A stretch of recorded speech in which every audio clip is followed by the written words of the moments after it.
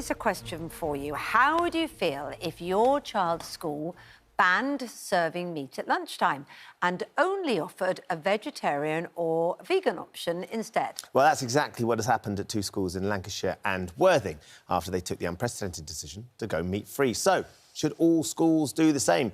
Joining us now from Bedford is comedian and host of the Vegan Life magazine, Jake Yap. Good morning to you, Jake.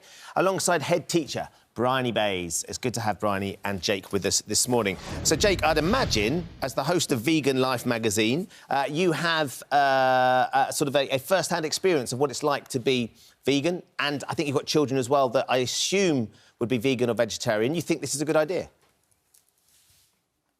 Yeah, I do. I mean, simply because it makes life easier for everybody. I mean, my son is vegan.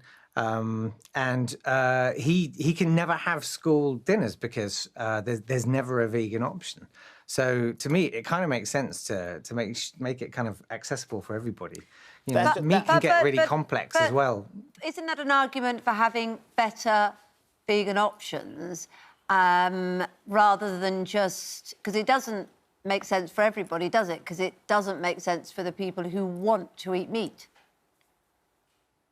It does make sense for everybody, because I think we all know by now that the CO2 emissions from meat are generally at least 10 times worse than a vegetarian or vegan option. If we want to raise the next generation to be kind of good custodians of the planet, it's definitely worth us kind of leading by example in schools. So let's go to Bryony, because as Jake's saying there, it does make sense for everybody to be given vegan food at school or beyond that as well. What would be the reaction at your school, Bryony, if suddenly you said, right, all the kids are going to have vegan options at lunch? Well, I can imagine I would probably face something of a backlash from parents. And I think I do agree with Jake. We want to raise children to be informed consumers. We want to train them, teach them to make decisions that will impact positively on the environment. But we don't do that by banning things.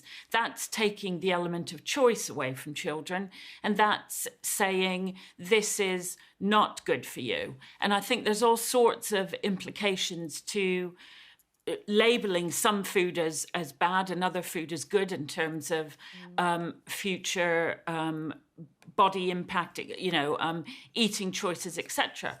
And I think we need to teach children, we need to train them so that they can make the right informed choices as they grow up themselves. I mean, Jake, I suppose one of the arguments people might have is and we can come back on that point in a minute as well, is that sometimes schools are strapped for cash, they're certainly strapped for time, there's a huge pressure on resources for even basics, and actually constructing a very balanced diet, not knowing what the kids are eating outside of school, could be quite challenging without meat there for people that rely on that as a chunk of protein.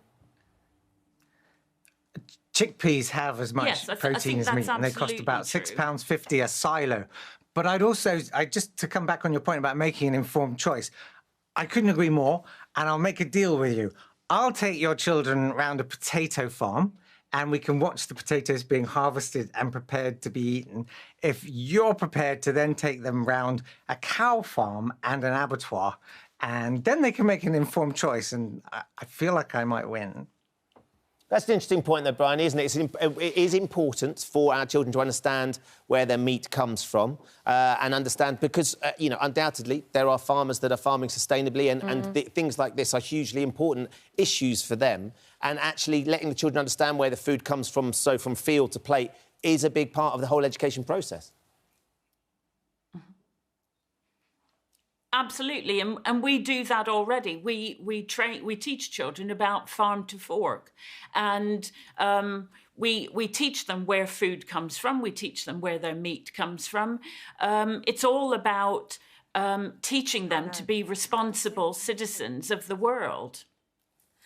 Dick, I remember years ago being very concerned about how animals were reared and saying to Helen Browning, well-known farmer, I think we all know now, that there's develop what she calls sort of sustainable, cruelty-free meat.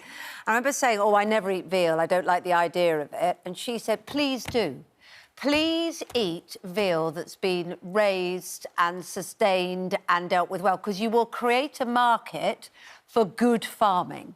And in a way, by banning meat in schools, does that not remove the market for sustainable farming and for sustainable and cruelty-free? I know sounds odd when the animals are slaughtered, but in terms of how they're kept and reared. I mean, there's no way to eat meat without killing an animal. And, well, I don't think it is an argument. I mean, veal is a calf, it's a baby calf, and it would hugely help the dairy industry if we ate more of the calves, because they're a byproduct of making milk. You know, cows don't spontaneously make milk. You have to make them pregnant, and then you have to take the calf away. There was a panorama about it on Monday, I think. And we're talking about school budgets, which, as I'm sure Bryony knows, are very pushed. You're not going to be able to buy this prime meat to feed to children. It's going to be really cheap, really nasty meat. I suppose the argument is if you create the market, it'll get cheaper. Yeah, but I mean I'd like to come in there. You're still part of a system that's... Go for it. Go for it, Bryony. I'm not sure. I don't think it's entirely fair to say that we are buying cheap meat for the children in school. I think school budgets are pushed, but school cooks, school business managers are working very hard to buy sustainable food in general, rather than buying the cheapest cuts available. I wasn't suggesting you were, don't worry. I know that